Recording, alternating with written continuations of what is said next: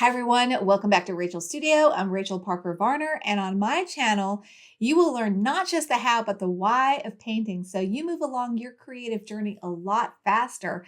And in today's video, I want to talk about something that saved one of the paintings that I was doing a couple weeks ago for my Patreon students, and that is this sunflower painting. Now, I was painting this sunflower painting, and it was really not looking good. And I'm going to show you some footage here of what it was looking like. And I thought it was done. I even took the tape off and everything, and I slept on it, and I just realized it was missing something. And I went back into my archives of all the things that I've been learning lately. I've been reading a lot of books and really working on my own artistic journey and moving forward with my journey.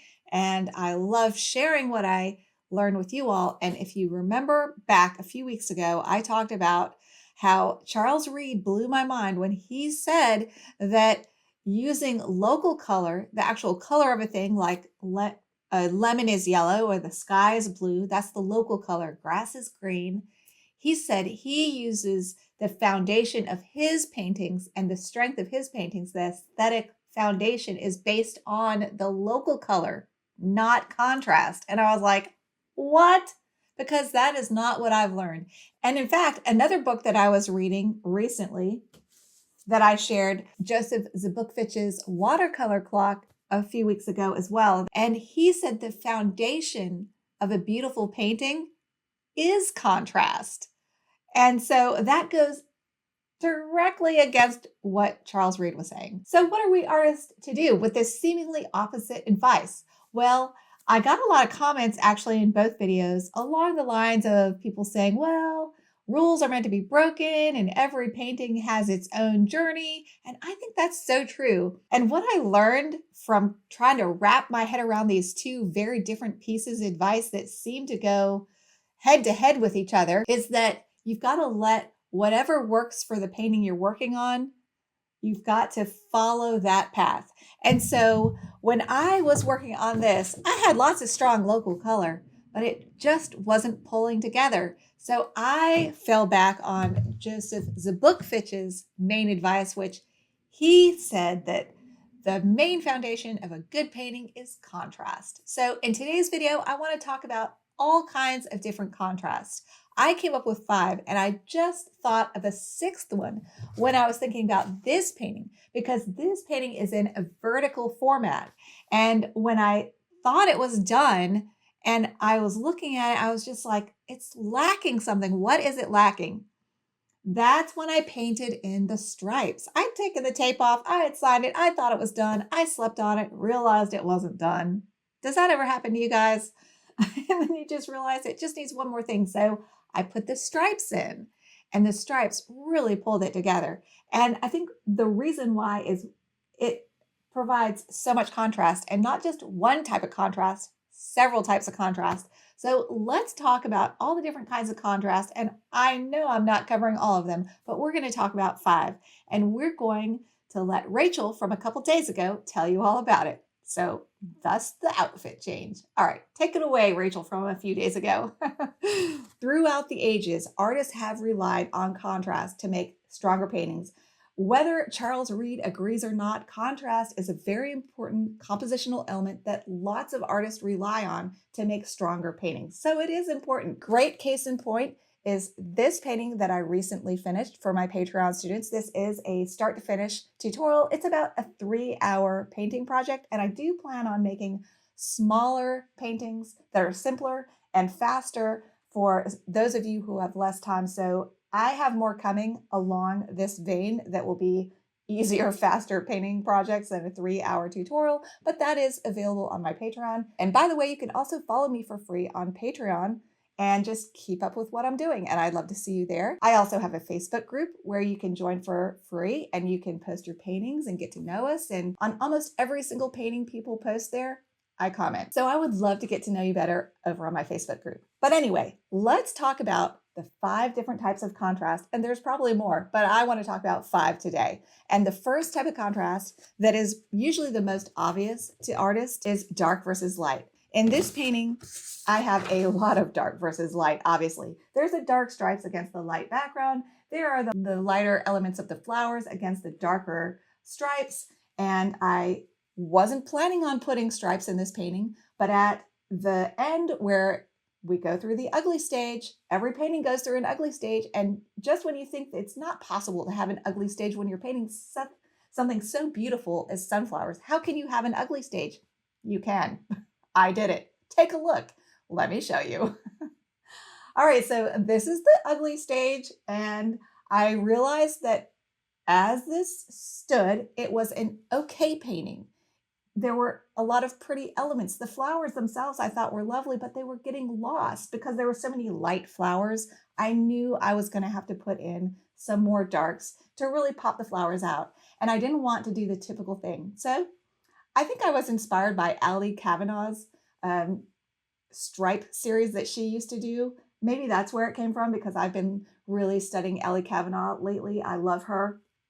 And in fact, in an upcoming video, I will be trying these paint colors out and sharing a new, she talks about 2 paints that she likes to use to create all her skin tones. So I'm gonna talk about that in an upcoming video. So all the more reason to subscribe.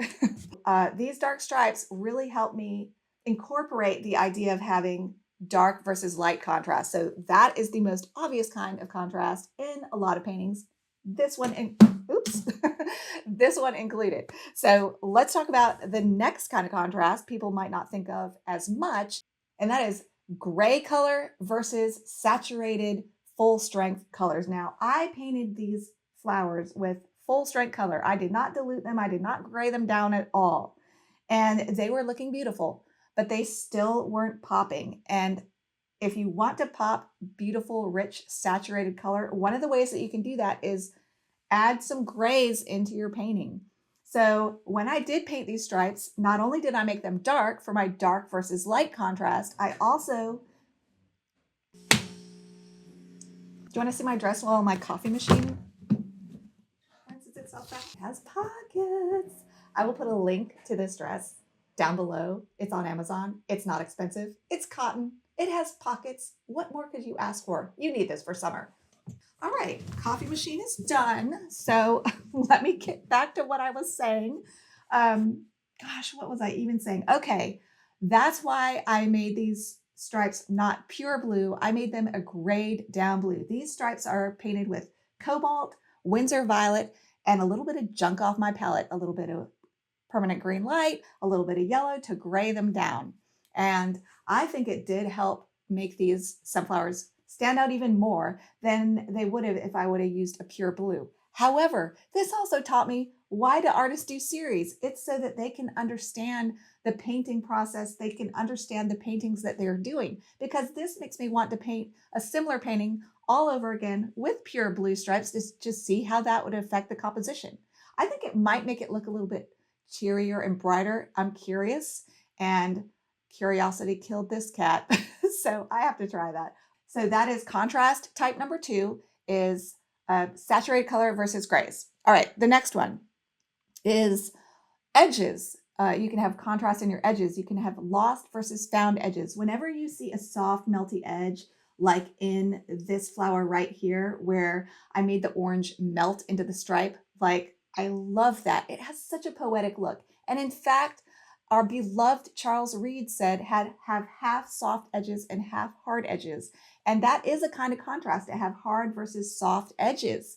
So I love that. And I try to incorporate as many soft edges as I could find. And here's a little side tip. If you're not sure where to put soft edges, put soft edges where you have similar values in things that are touching each other. So wherever I had kind of a full on saturated orange that is a medium value versus the stripe that is kind of a medium value too, that's where you can let them melt together.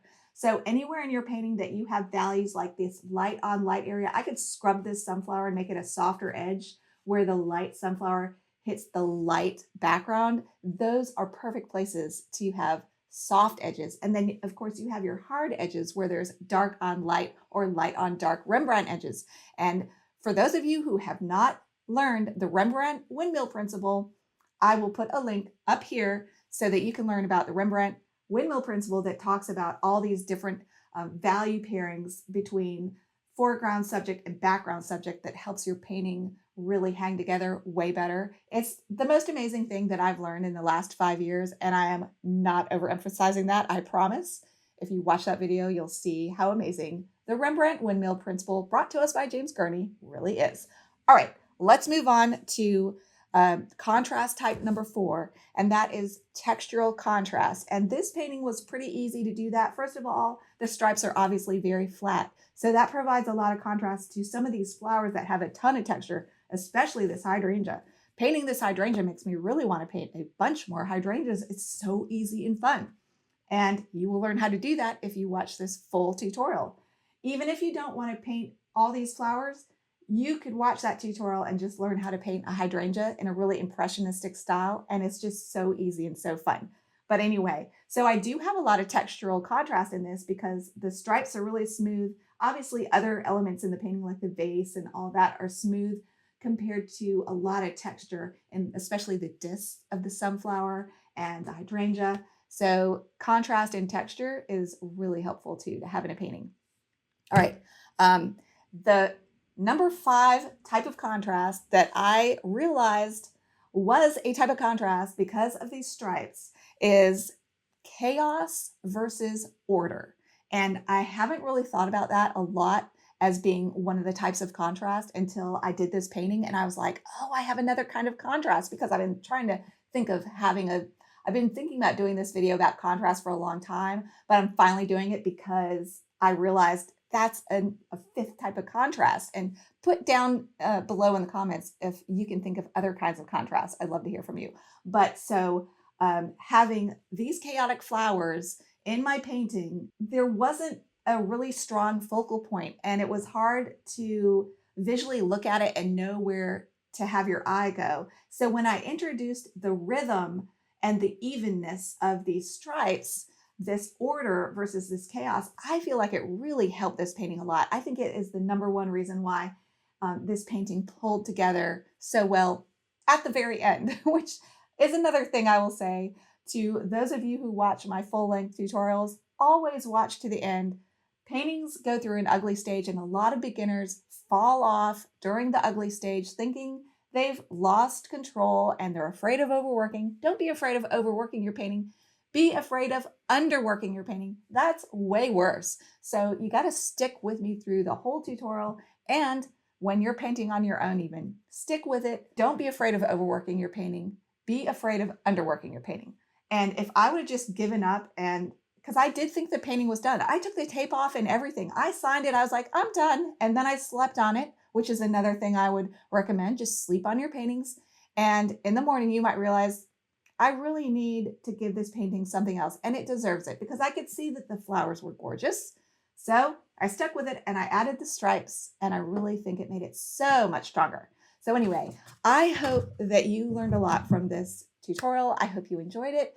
I hope you'll subscribe and come join my Facebook group. We have so much fun, and I would love to see your paintings over there. And I do make a point to try to comment on everybody's paintings.